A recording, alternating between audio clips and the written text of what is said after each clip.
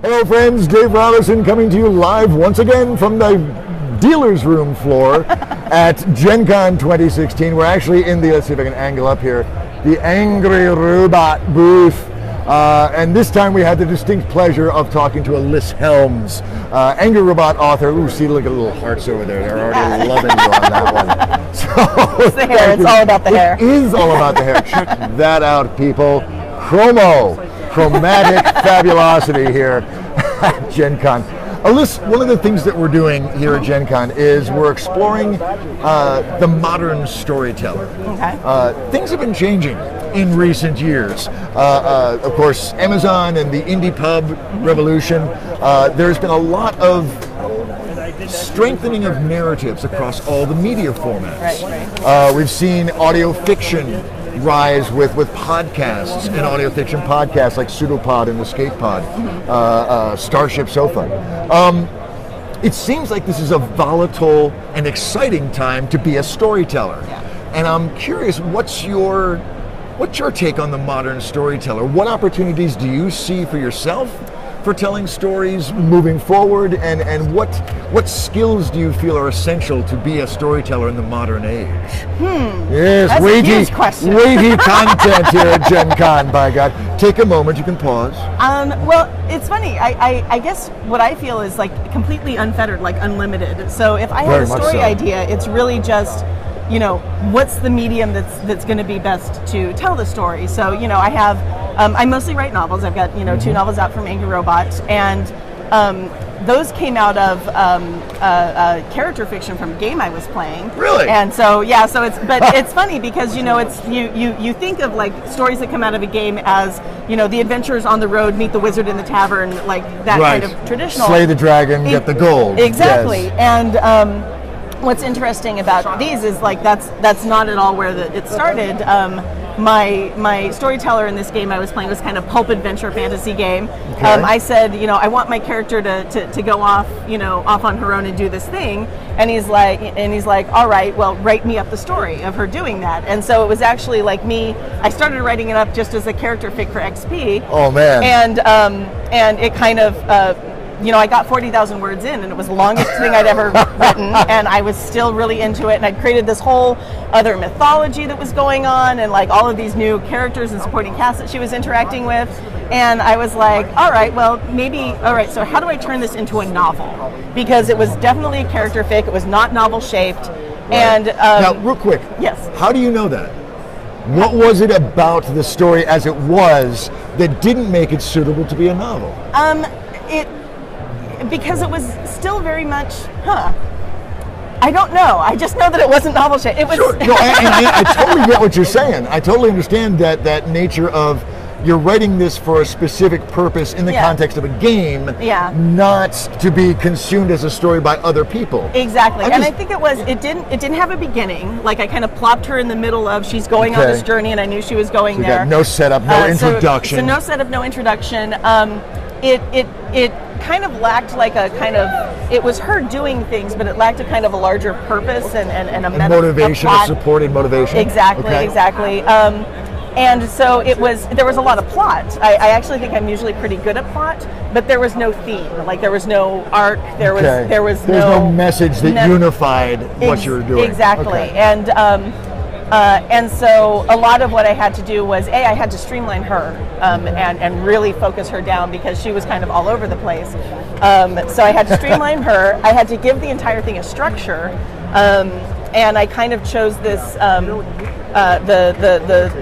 character part of the story that I wrote became this kind of almost, not an extended flashback because it splits between a now and a then, but kind of a flip back and forth between what was going on with her then and then how it impacts the current narrative, what's going on now. Very cool. So you applied a structure to this. So I applied a structure that made sense, and then I ended up rewriting most of the entire thing, so only about 10% of that original character fic, because as I'm going through, I'm like improving as a writer, I'm improving the narrative and everything like that. So even making that transition, kind of understanding the different mediums and working for making the thing you're working on fit into the medium, or making the medium that you're working in kind of elevate the narrative. Sure. And I think that's the challenge. I think it's interesting Yeah. that what you just described, the very seed of that, the fact that your game master wanted you to write up a story Right. to fill in the thing. I mean, that really kind of speaks to the change of how people are experiencing storytelling, even in the gaming industry. Yes. And that's kind of badass, because we did that too. We used to play the Amber Diceless system, and we played the homework rule, Right. where you come to the game and you've done homework, whether it's a poem or something like that. And even then, there's narrative being explored. There's story that is the foundation. It's Right. not about XPs and leveling up and power gaming for everyone, but I think for more people, that's a factor that's in there. That's very cool. And I think that's very true. Well, and it's funny you mentioned that, because one of the games I'm playing in now is it's being run by Marie Brennan, who's world Oh my fantasy. God! Yeah. Yes, fabulous. Yeah, it doesn't suck to have Marie Brennan as your game No, master. holy crap. And it's an L5R game, and we have a wiki, so we track all of what's been going on in the different sessions in our game. A wiki in your game. Oh my God, Wow. it's huge too. It's like this gigantic wiki, and we also have a bunch of us have written fiction, scenes or small stories. And what's really interesting is poetry has become a huge thing in the game. So we've got tanka and haiku and all these kind of joined poems and poetry thematics. Some of our players speak and write in Japanese, so we've got Japanese, they'll do the translations of their poetry into Japanese, or they'll write it in Japanese and then translate it into English. Are you guys global? Or are you we're one location where we play at Marie's house.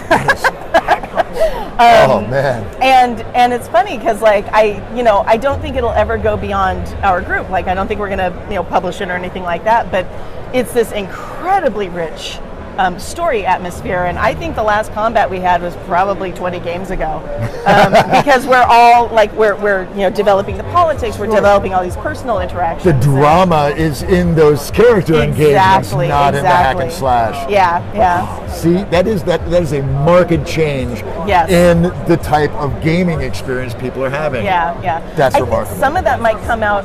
I don't know how much this is true, but I think some of that might come out from LARPing. Sure. The way that I met Mike Underwood was we were in Bloomington, Indiana. Myself and my partner at the time ran this huge Changeling LARP, and we had about regularly 50 players. I think at our largest game we had about 100.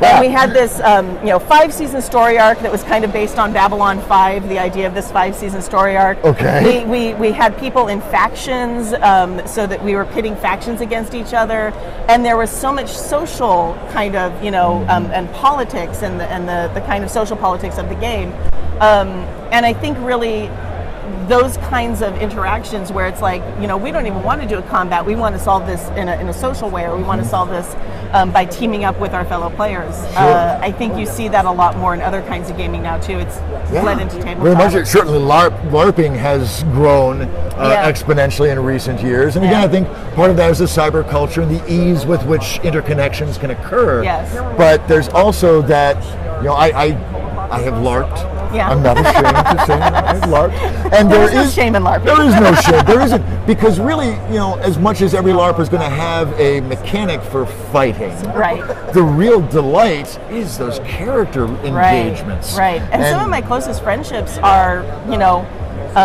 me and another player going on a 5-hour walk where we talk in character the entire time. And that's so strange, but a huge, very strong friendships got built through that kind of interlayer interaction. Yeah. I have found that about 70 to 80% of the writers I interview on my other podcast have theater backgrounds. Yes, I do have a theater background. 78%. Very cool. Yeah. Alyc, this has been marvelous. Thank you so much for making the time. Thank you so much for taking the time. Thank you everyone for watching. More insights, more inspirations, more considerations. There's a lot going on here at GenCon 2016, and there's a lot more to come. We will bring you more goodness as it comes to us, and man, it's coming fast. Stay tuned. We'll be back later.